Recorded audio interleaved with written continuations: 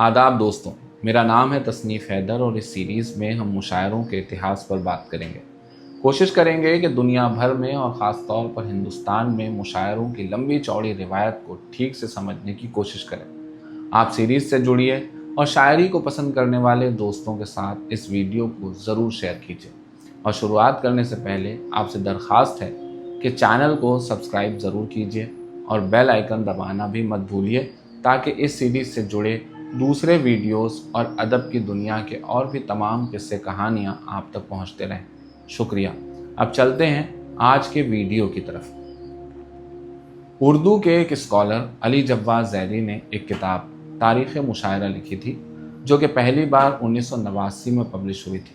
इस किताब में मुशायरे के इतिहास को बहुत अच्छी तरह बताया गया था।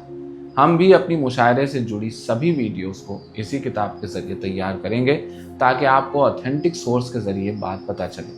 हाँ, हम इसकी ज़बान को आपके लिए थोड़ा सहल या आसान ज़रूर बना रहे हैं, ताकि आप फ़ारसी अरबी के भारी भरकम अल्फाज से परे इसे आसान शब्दों में समझ सकें। अली जव्वाद ज़ैदी लिखते हैं, भारत में कविराज शेखर 880 से 920 ने एक किताब लिखी थी जिसका नाम था काव्य मीमांसा।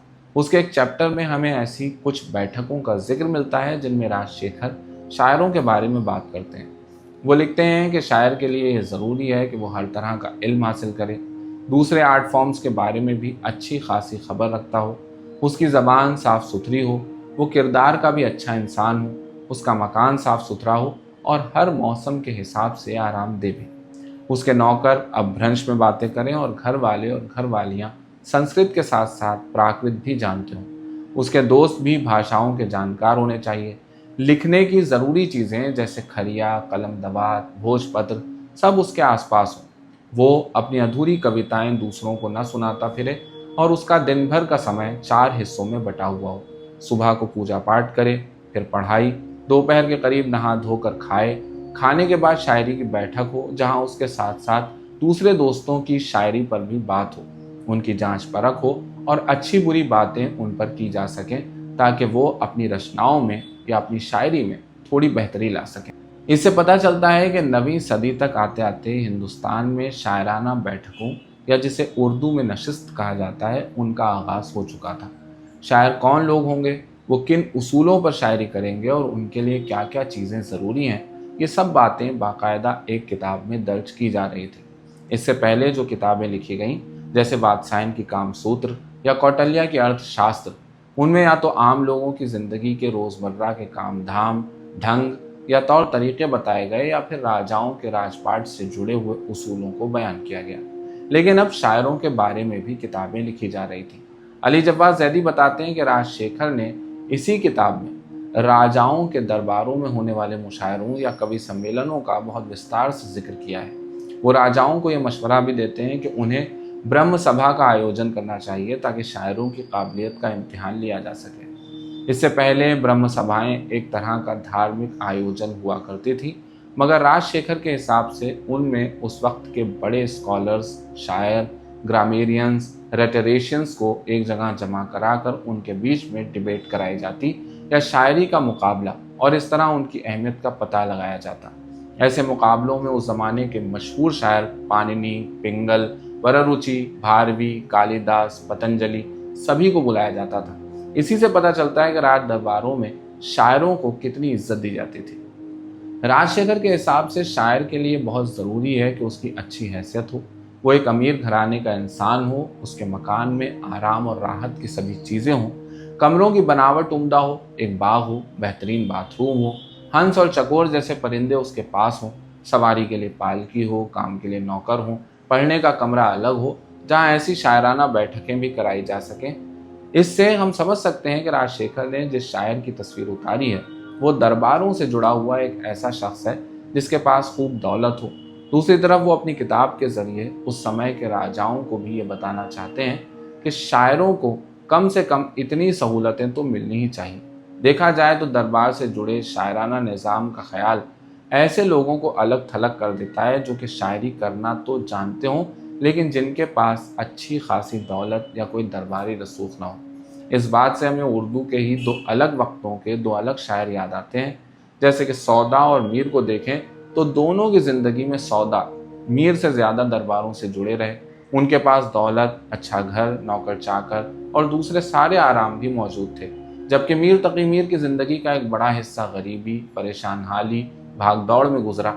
इसी तरह गालिब ने दुख उठाए, जेल काटी, कर्जा लिया और पेंशन के लिए दूर देश भी गए, जबकि ज़ौक़ दरबार से जुड़े रहे। उनके पास बादशाह की तरफ से वजीफा आता रहा और यहाँ तक कि उन्होंने गदर का खून खराबा भी नहीं देखा, क्योंकि वो उससे पहले ही दुनिया से चल बसे। लेकिन इंसाफ की नज़र से देखा जाए तो मीर सौदा से और गालिब ज़ौक़ से कई गुना बेहतर शायर हैं, और उन लोगों की शायरी को बेहतर बनाने में ज़िंदगी में उनका उठाया हुआ दुख और झेली हुई परेशानियों का बहुत बड़ा रोल है। खैर, हम वापस लौटते हैं पिछले ज़माने की तरफ। 8वीं सदी में वर्मन ने काव्य अलंकार सूत्र में शायरों के लिए ये बात ज़रूरी बताई कि वो उसे उस्तादों के ज़रिए सीखें, यानी शायरी अब एक इल्म है जिसे दूसरों से हासिल करना ज़रूरी है, जैसे कि भाषा या विज्ञान। इससे पहले भामा ने काव्य अलंकार में भी यही बात कही थी। 11वीं सदी के आते आते शमेंद्र ने कवि कंठाभरण नाम की किताब में, जिसका मतलब होता है शायर के गले का हार, ये बताया कि शायर को अपनी शायरी को संवारने और चमकाने के लिए शब्दों का ज़्यादा से ज़्यादा ज्ञान होना चाहिए। शब्दों की बात आई है तो उर्दू के एक बड़े आलिम शमसुर-रहमान फारूकी की किताब शेर शोर अंगेज़, जो कि मीर के कलाम की तशरीह यानी एक्सप्लेनेशन है, में उनके लिखे एक मजमून का ये हिस्सा आपको ज़रूर सुनना चाहिए। इससे पता चलता है कि शायरों के लिए लफ्ज़ या शब्द को जानना, नित नए तौर पर उन्हें हासिल करना और बरतना हमेशा कितना ज़रूरी रहा है। शैली की नज़्म एपिसाइकिडियन की मैन्यूस्क्रिप्ट इस बात की गवाह है कि वो पहले राइम्स लिख लेता था और फिर उस पर मिसरे यानी शायरी की लाइंस लिखा करता था। बॉडलेयर के बारे में पीटर क्वेनेल ने अपनी किताब बॉडलेयर एंड द सिम्बोलिस्ट में लिखा है कि वो छोटे छोटे पर्चियों पर उन नए और दिलचस्प अल्फाज को लिख लेता था जो उसे पढ़ते समय नजर आया करते थे। उसके पास लकड़ी का एक बॉक्स था और वो उन तमाम पर्चों को उसी बॉक्स में बंद रखता था। W.B. यीट्स को जब रगों की बीमारी हो गई, जिसे आर्टियोस्क्लेरोसिस कहते हैं, तो उसे ये शब्द इतना पसंद आया कि वो कहा करता था कि मुझे लॉर्ड ऑफ लोअर इजिप्ट कहलाने से ज़्यादा ये कहलाना पसंद है, मैं आर्टियोस्क्लेरोसिस का मरीज़ हूँ। जाहिर है कि लफ्ज़ों और शायरी का ये संगम पुराना है। महाराजा शूद्रक के लिखे हुए नाटक मृच्छकटिकम को पढ़ने पर मालूम होता है कि उस दौर में रानियों के महलों में भी ललित कलाओं के लिए ख़ास जगह थी। शायरी और संगीत के साथ साथ यहाँ उस वक्त के बड़े बड़े विद्वान अलग अलग टॉपिक्स पर डिबेट भी किया करते थे, और उस ज़माने की हसीनाएँ इश्क की शायरी को भी बहुत अच्छी तरह जानती और पढ़ती समझती थीं। भारत के पुराने राज दरबारों की बात करें तो वहाँ ब्रह्म सभाओं में या उनसे अलग भी एक रिवाज समस्या पूर्ति का भी था, जिसमें किसी कविता का एक मिसरा या अंश दिया जाता था और शायर को उस पर बाकी कलाम लिखना होता था। ये उर्दू में कही जाने वाली तरही गज़लों या मुशायरों से बहुत मिलता जुलता है, जहाँ सारे शायरों को एक मिसरा दे दिया जाता है जिसे मिसरा तरह कहा जाता है, और उस पर उनको गिरह लगानी होती है, यानी दूसरा मिसरा, और बाकी के शेर भी कहने होते हैं। भारत में मुशायरों की रिवायत को दिखाते हुए ये बातें आप तक हमने पहुंचाई हैं। उम्मीद है कि इससे आपको कुछ मदद मिली होगी। मुशायरों पर बात करते हुए हम दूसरे मुल्कों के साथ साथ भारत के दूसरे शहरों में परवान चढ़ने वाली उसकी रिवायत पर आगे के एपिसोड्स में भी ज़रूर बात करेंगे।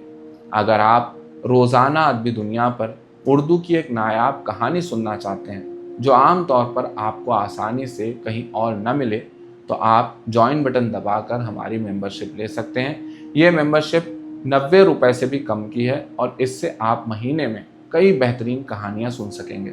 उम्मीद है आज का वीडियो आपको पसंद आया होगा। चैनल को सब्सक्राइब कीजिए और बेल आइकन ज़रूर दबाइए। मिलते हैं अगले वीडियो में। शुक्रिया।